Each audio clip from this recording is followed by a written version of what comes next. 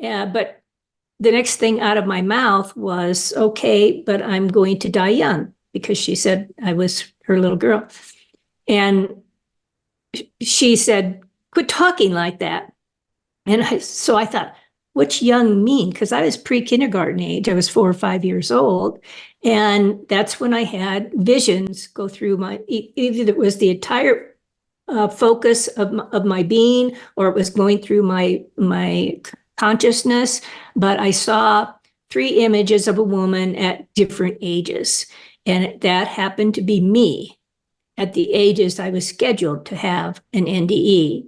So these moments were scheduled to occur.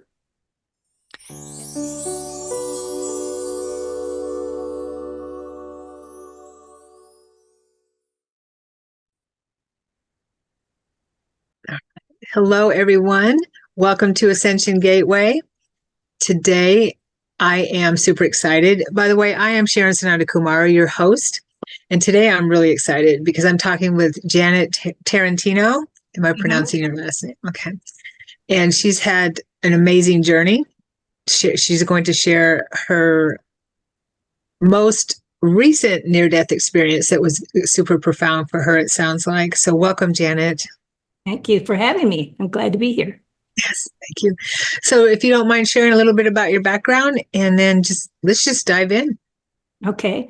Well, my longtime career was as a network coordinator for a large snack food company, and everything I did was analytical. So these unusual things didn't make sense to me because I couldn't analyze them and associate them with things in the corporal world. So I shoved them aside and went on with life, never told anybody about them. But after the third experience where I was shown, I'll tell you about it, I was shown moments of my life, but that blew everything open. So then I couldn't discount what was happening, and I didn't know what to do about it. So I'll start there. That's okay. Okay. Before you start, if you don't mind, were the other 2 when you were a child? Is that when they happened? Various points. I mean, this covers the previous 2, because there's different levels of NDEs. Gotcha. And the earlier ones were not as intense as the third one. And since I had never heard of NDEs before, I didn't know what they were and wasn't going to tell anybody about them because they wouldn't have known what they were either. So I shoved them aside. So, and then there's more. There was about approximately 12 moments that I was shown. Not all of them were NDEs, but this is an umbrella over the spiritual moments of my life that were meant to happen. Okay. Thank you. Okay, so let's go to my most intense NDE, which I'm going to touch on that first. That's my third NDE, which was more revealing, and it covers everything else. In this NDE, the creator, and I refer to him the creator because he's an energy of love that can transcend other faiths as well. So I call him the creator. Sometimes I'll call him Jesus because I grew up as a Christian, and that's the terminology I knew, and I'll sometimes use he, but just be patient with me. So he showed me many movie moments of my life's timeline. And while I watched these films, he told me these moments matter, understand them. So I've come to realize what he showed me were spiritually significant moments of learning. Some of the scenes I was shown, I recognized because they had already happened at that time, yet some I didn't recognize because they were scheduled to happen in my future. Many, many years after the experience, everything has materialized, and then I had a task to do. So, and now I understand the deeper meaning of those videos that I was shown because he wanted me to understand them. After one particular thing I was shown manifested, I was shook to my core, and I knew God wanted me to do something with what I learned, but I evaluated my strengths and my weaknesses, and I didn't believe I could write a book. I also thought, because I'm basically a shy and quiet person, that I wouldn't make a good speaker. So that night I was just so frustrated with what should I do that I looked up at heaven and I said, I don't know what you want me to do. Just tell me. And that night I went to bed and I said a prayer, but I worded the prayer in such a way that if I didn't get an answer, I would know that was my answer and that I wouldn't have to do anything. But the next morning, I mean, I didn't want him to answer. I kind of wanted to stay in my comfort zone. But the next morning, as I woke up, God showed me visions of me writing a book and talking before groups of people. And that's why I wrote Dying to See, my book, Dying to See, Revelations about God, Jesus, Our Pathways, and the Nature of the Soul. And that's so I had to step out of my comfort zone. Now, when you're told to do this by the Creator, you have to do what He says. So this shows that we have a tendency to set up our own limitations, but God knows we can do more. And if we take baby steps, like I did while writing this book, which I'd never done before, we can get to where we want to be. But we have to move forward to accomplish our task that we really want to have. Now, some of the many moments included moments from my past. Some were moments that hadn't happened yet. And one of the flicks or the movies was when I was pre-kindergarten age. And I happened to see pages of my own book of life. I didn't know what my mom was having a conversation on the telephone, and she was talking to somebody about adoption. And when she got off the phone, I asked her if I was adopted, and she said no, because I still had, I think, have a big connection to heaven, and I knew there was another parent that was truly my real parent. So I think that's why I asked her. But the next thing out of my mouth was, okay, but I'm going to die young, because she said I was her little girl. And she said, quit talking like that. And so I thought, what's young mean? Because I was pre-kindergarten age. I was 4 or 5 years old. And that's when I had visions go through either it was the entire focus of my being, or it was going through my consciousness. But I saw 3 images of a woman at different ages. And that happened to be me at the ages I was scheduled to have an NDE. So these moments were scheduled to occur. And another one was when I was 15, which, come to find out, was the actual first NDE that I had. And I discounted that. But when this happened, I was very, very ill. And Mom slept in bed with me because it was an extended length of time. And they were very worried. And one night I woke up really sick. And I looked up at the ceiling. And of course, the light had been turned off for the night in the room. But I felt dizzy. Even though I was lying in bed, I felt dizzy, and I felt like I fell backwards. But it wasn't my physical body that fell backwards. It was my spirit that had fallen out of my body and then was now off to the side. And then when my spirits looked up, the light on the ceiling started spinning to the right, and then everything above me turned into a sky of clouds. And in that sky of clouds, because there was no more room, I didn't see the walls anymore. Everything was clouds above me. And 2 more spinning motions happened in those clouds, one on the left side and one on the right side. And my attention was first drawn to the left side. And that opening revealed in the distance a sumo wrestler in a white room, in a radiant white light, and he had a white table and a chair, and all he did was look at me. And even though he got up and walked around the table, he was on fast motion at that time because we were in different dimensions. And all he did, no matter how he moved, he just kept his eyes focused on me. And then I heard the beautiful music coming from the other hole, and that was my attention was drawn there. And in that hole that had a black background, like to the universe, because the other one was a white room, this one had a black background into a universe. And in came swishing this beautiful woman with long, dark, almost black hair, and she had a white, beautiful white long gown on with layers of lace around the base of the gown, the skirt of the gown, and it was just gorgeous. She seemed to come riding in on that music, so I called her the music box lady. And during that experience, she moved up and away for a time, and I thought of her that Daddy's putting her up on a pedestal, because that's all I could associate it with at that age. And we didn't have internet back then, so you had to use your imagination and what was in our lives at that time. So that's the only things I could associate it with.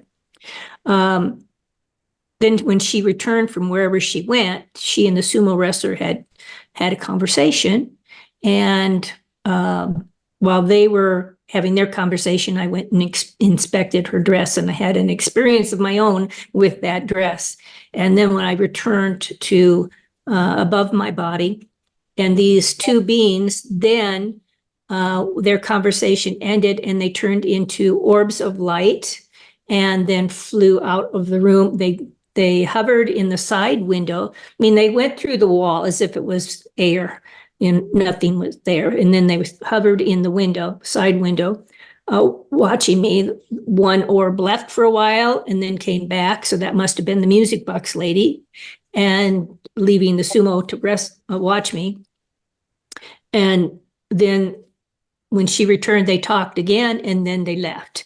And I didn't want them to go because I felt like they were friends of mine that I knew, and I didn't want them to leave.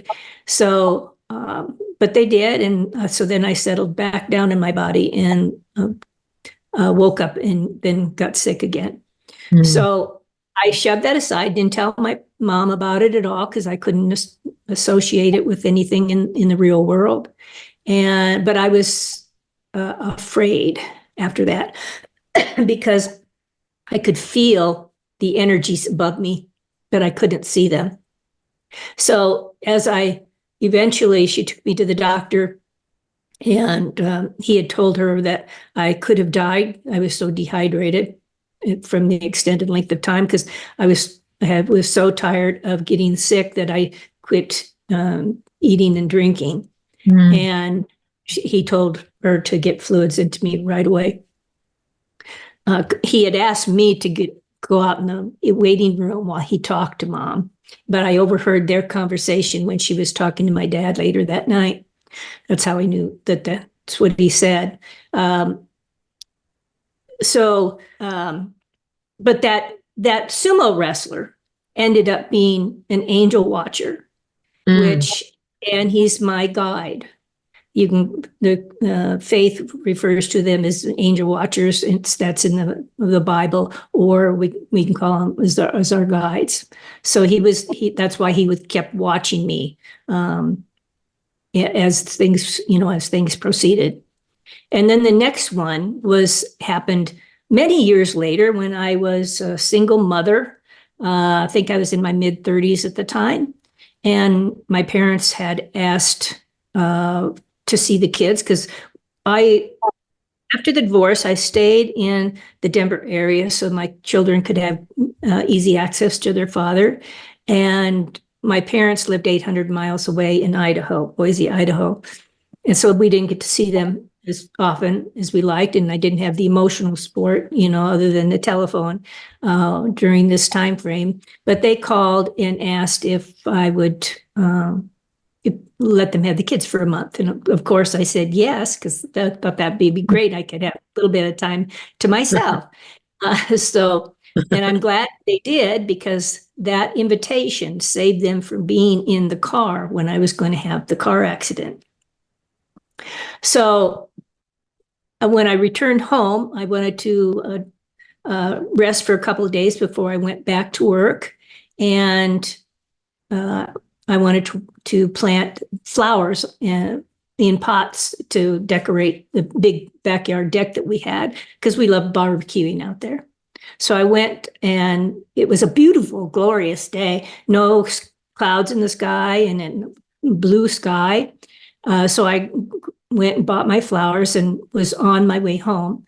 And I was rear-ended by a pickup truck, because there was 3 lanes going in the direction of where I lived.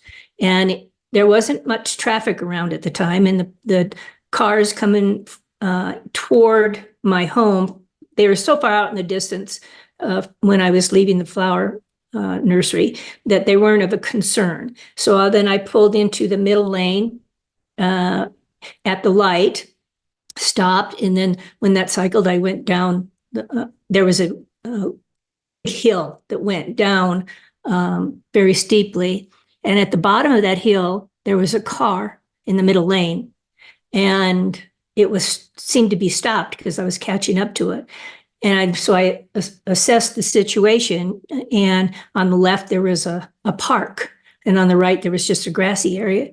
So I didn't know why he was stopped, because there wasn't a crossroad there, no light, nothing there that he should have been stopped for. But I didn't know if there was a child that was cutting across the road on the way to or from that park. So I pulled up behind that vehicle. Well, in the meantime, while I had stopped at that light, all that traffic had caught up, started to catch up. And the light was green at the top of the hill because it had already cycled from red back to green.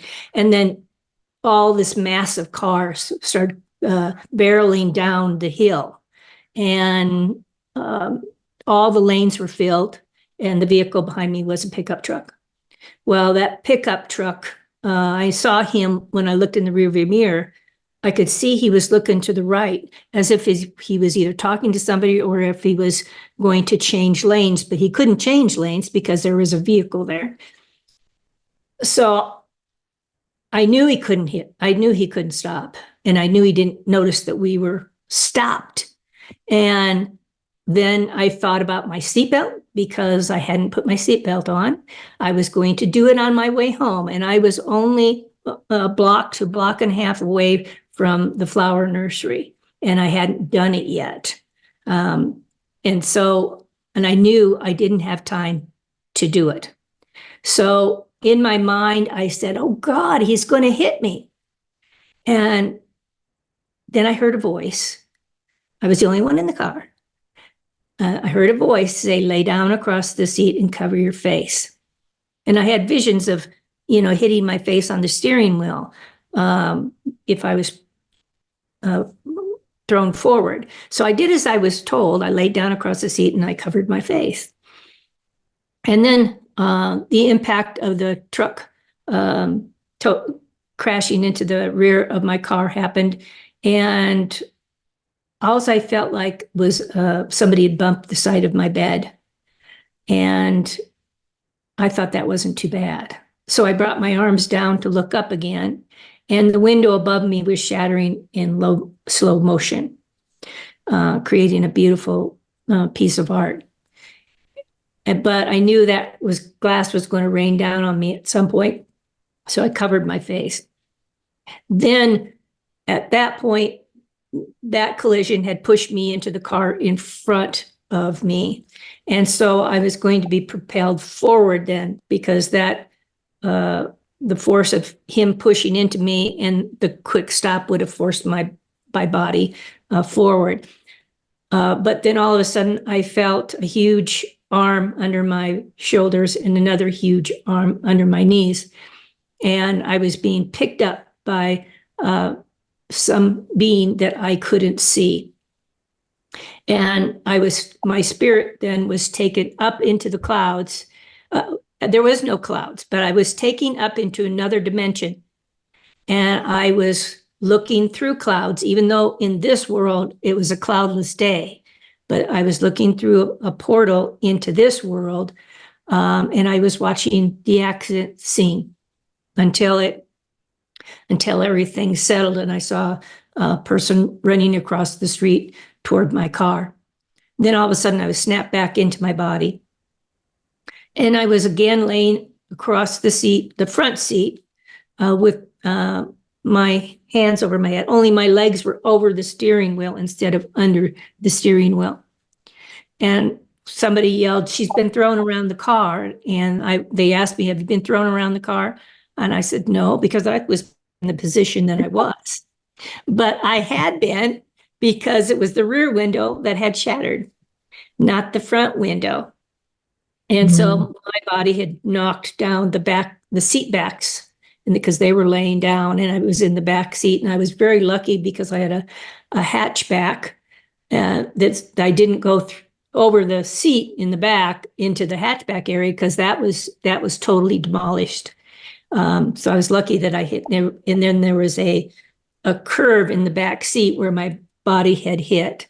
And when I was forced into the car was forced into the car in front of me, then my body ricocheted, because there's a crease in the ceiling of the car there. I hit that and then was ricocheted back into the front seat to where I was. Now, I didn't have any injuries. I mean, I had scrapes on my knees, but no broken bones. I had muscle trauma. I mean, the next day I could hardly walk because everything was so tight from the muscle trauma, and I still deal with that to this day. But this shows that our cries for help are answered.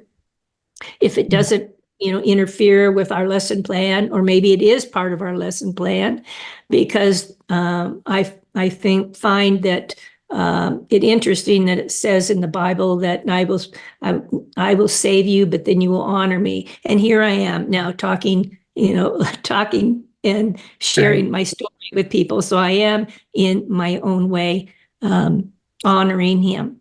Yes. Beautiful. Yeah. So there's things that happen between that are in the book. I can't cover all this stuff. So let's go. That's okay. If I could interrupt you just for 1 second. Sure. That's amazing. And I love what you said about once we cry out, then we do get help, unless it's not in our lesson plan. Because in my NDE, I screamed because I fell off the back of a bus and was run over by a trailer. I screamed, "Stop! You're killing me!" Because I just knew I was going to die, and I popped out of my body. But I love that you remember that, or you had that awareness that you were cradled and protected. I really love that. Yeah, they were, whatever it was still there with me when I was looking down from above. Right. And so in the first NDE, if you recall, I was in this world looking into two other worlds. And this one, I was in another dimension looking back into this corporal world. So I found that very interesting. Do you believe, and you may answer this question in your book also, do you believe that those beings, or the beings, whoever protected you, were the same beings? I believe there is a variety. Okay. Whether or not the person that picked me up was the sumo wrestler, or whether it was an angel or Jesus himself, I don't know. I just know it was a special event.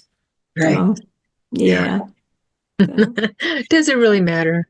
No, it happened. It's miraculous. So, yeah. Totally. Okay, continue, please. Okay, I'll go to the third near-death experience now and kind of get a little bit more into that.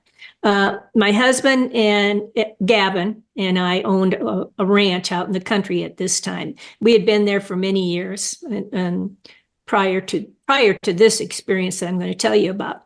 This particular fall season, I developed an allergy that I'd never had before, and I thought it would go away, of course, as the seasons changed, but it didn't. And one day after the animals were fed and the chores were done, I went inside and took some decongestants because that's the only way I could clear up my sinuses so I could breathe better. And that night when I went to bed, it was worse than usual. And I propped 3 pillows on top of each other so that because I always slept on my back. And I thought that would make it easier for me to breathe. And I had my hands over my tummy while I was sleeping. But during the night, my chest started to hurt. So I reached for my husband with my left hand because he was next to me, and I couldn't feel him. And I called to him for help, and I said, "Gavin, please help me," but he didn't respond. Then all of a sudden, I was out of my body. I mean, this pain was very short-lived, and then I was all of a sudden out of my body. And I felt like I had been set free. Like I had taken the biggest, freshest breath of air that I'd ever had. And I felt connected with the universe, the universal consciousness. And I knew everything was as it was supposed to be. And I was floating in love and peace and tranquility, like no other, we hear about. Mm-hmm. And while I was floating there,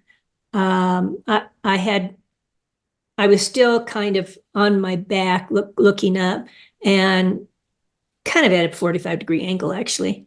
And then I saw this silver cord float by. I was in blackness, but there was a subtle light from somewhere. So I could see this silver cord float by from left to right, slowly, as if it was in zero gravity, and it was just drifting to the right. I didn't know what that was at the time, but come to find out, that's the silver cord, or the tether, which the spiritual community talks about. But it's mentioned in Ecclesiastics, when the silver cord breaks and the chalice falls over, you come home to heaven to me. So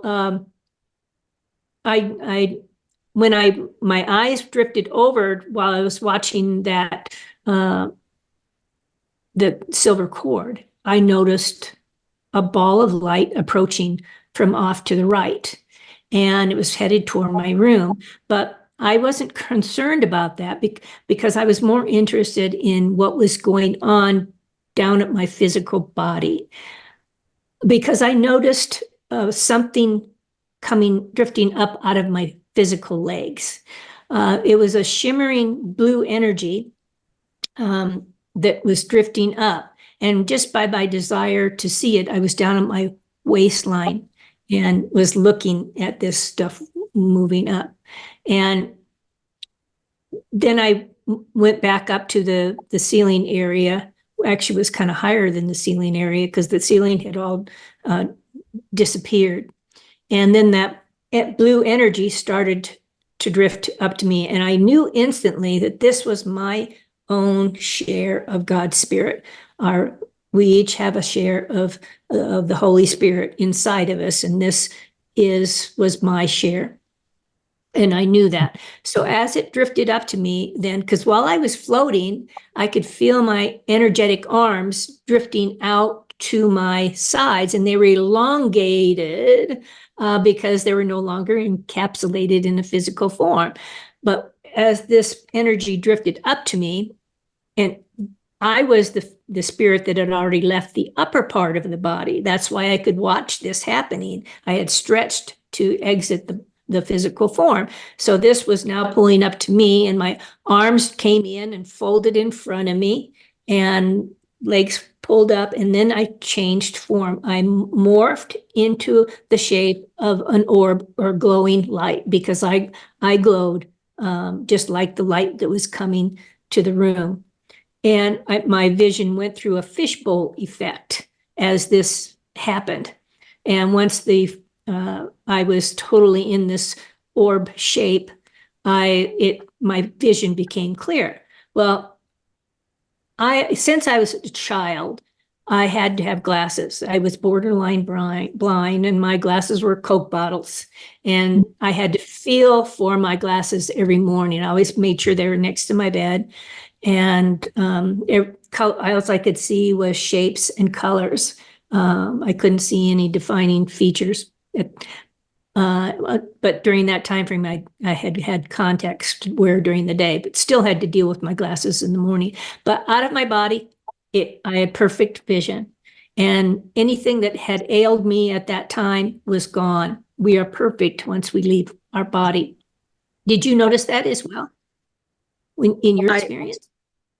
I did when I met up with Jesus, with Yeshua, and merged with his energy. Then I knew that. Before that, I take that back. I felt pure peace and love when I left my body. Did you feel any pain? No. Oh gosh, no, no no pain. Pain's gone. You're right. The pain is all gone. Yes, definitely. And I'm an out-of-body traveler too, conscious traveler. So I'm hooked on, traveling to higher planes for sure, because it's so freeing, just exactly like you're saying. Mm-hmm. Yeah, it is. Yeah. So then I noticed another light approaching from the distance off to the left through the darkness. And it was coming forward in a slight S-shaped curved. And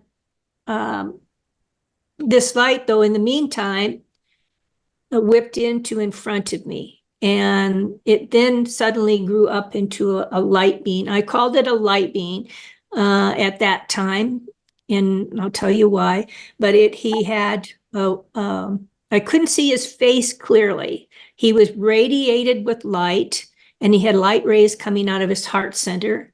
And I could see his hair. I drew pictures, and that's in my book, of what I saw. But his face was so bright that I couldn't see his distinguishing features. Plus, I was radiating light too. So there was a lot of light there at that time.